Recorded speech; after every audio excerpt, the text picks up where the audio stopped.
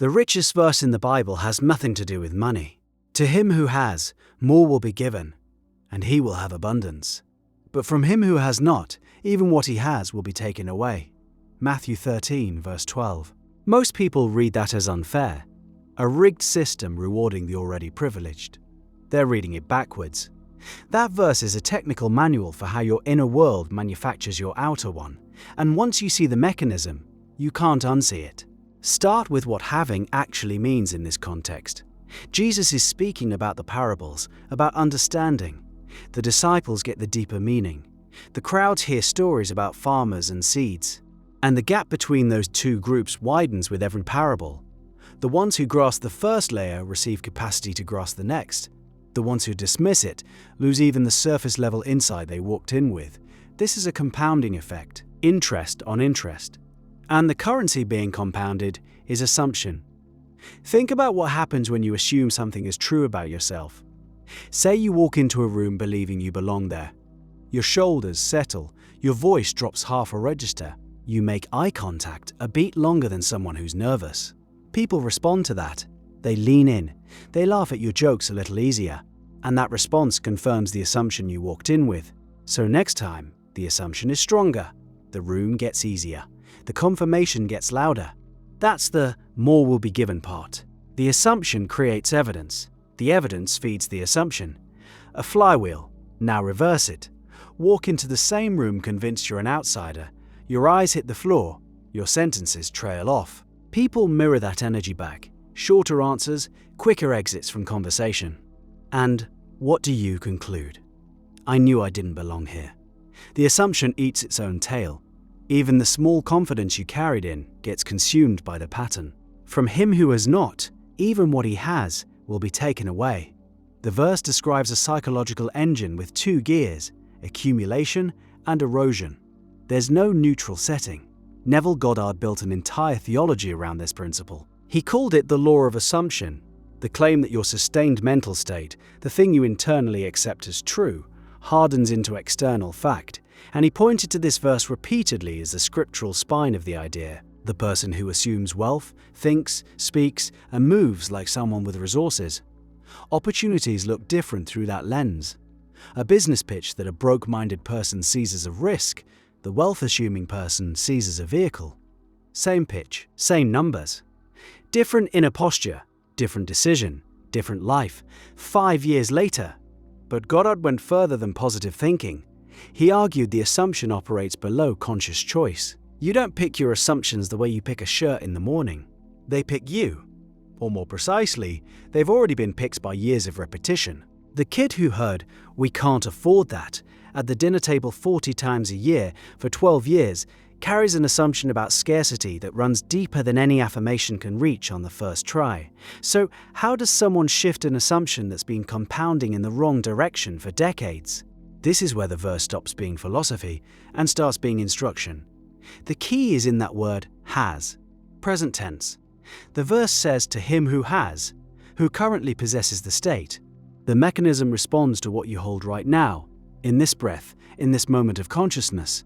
Yesterday's assumption has already delivered its results. Tomorrow's assumption doesn't exist yet. The only leverage point is the present internal state. Goddard's technique was almost absurdly simple. Close your eyes, construct a sensory scene that implies the wish is fulfilled, and dwell in it until it feels natural. Feel the handshake after the deal closes. Hear the congratulations, sense the weight of the keys in your hand. The goal is to make the nervous system respond as if the event already happened. Why would that work? Because your body processes vivid imagination and actual memory through overlapping circuits. A study at the Cleveland Clinic found that people who mentally rehearsed finger exercises without moving their hands increased finger strength by 35% over 12 weeks. The mental rehearsal triggered the same motor cortex activation as physical practice. The body responded to what the mind assumed was happening. Scale that principle from fingers to identity, and you start to see why Goddard treated imagination as the primary creative act. The compounding kicks in once the new assumption survives its first test. You assume abundance, and a small unexpected check arrives. A refund you forgot about. A freelance opportunity from an old contact. The amount almost doesn't matter. What matters is the confirmation. Your brain flags it. The new assumption produced evidence. Now the assumption has weight. Next time you enter the mental scene, it requires less effort. The feeling of fulfillment comes faster, lasts longer. More is given to him who has. The opposite spiral is equally mechanical. Someone assumes failure, encounters a setback, and the setback validates the assumption so thoroughly that the next failure feels inevitable. Each round strips away a little more willingness to try. Even what he has, that last flicker of hope, that one remaining shred of maybe, gets consumed by the pattern. The verse isn't describing divine punishment, it's describing momentum. Here's where skeptics push back, and they raise a fair point. If assumption creates reality, why do optimistic people still fail? Why do confident entrepreneurs go bankrupt? The answer sits in the difference between surface optimism and deep assumption. You can paste a smile over terror, you can recite affirmations while your stomach churns with doubt. The mechanism doesn't respond to words. It responds to the felt sense of the state. The thing you'd bet money on if someone pressed you at 2 a.m. That bedrock conviction is the having the verse describes. And most people who say they're assuming success are actually assuming effort. They're assuming the grind. They're assuming the hustle. The state they dwell in is struggle, dressed up in motivational language. The verse would predict exactly what happens. More struggle gets given. Goddard used a phrase that cuts through the noise. Assume the feeling of the wish fulfilled. The feeling. The end state. The version of you who already has the thing and has stopped wanting it because wanting implies absence. That distinction is surgical. Wanting is not having. And the verse is clear about what happens to those who have not. There's a paradox buried in this that most teachers skip over. To receive, you must already have. To get the thing, you must become the person who already got it. Logic says that's circular. You can't feel wealthy before the money arrives. You can't feel loved before the relationship materializes. And yet, remember those finger exercises, the body strengthened without the physical stimulus. The circuit completed in imagination alone, the feeling state preceded and produced the physical change. The circle isn't a trap, it's a generator. You step into it deliberately, and the rotation begins.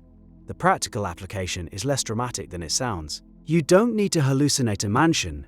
You need to catch yourself in the assumption you're currently running, the one about your health, your finances, your relationships, your capability, and ask one question: is this the state of someone who has? If the honest answer is no, the verse tells you exactly what's coming: erosion. The little you've accumulated will slip.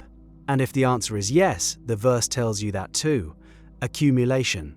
Quiet, steady, compounding accumulation. The people who stumble into this naturally, the ones who grew up around confidence, abundance, connection, they look lucky from the outside. Born on third base, we say, but the mechanism is identical for them and for the person who starts from scratch. The difference is just how many revolutions the flywheel has completed. Someone born into wealth has thousands of confirming experiences by age 20. Someone rewiring a scarcity assumption at 35 is starting their flywheel from a dead stop. The early rotations are heavy. They feel fake. The inner critic screams that you're deluding yourself. That resistance is the inertia of the old assumption, fighting to survive.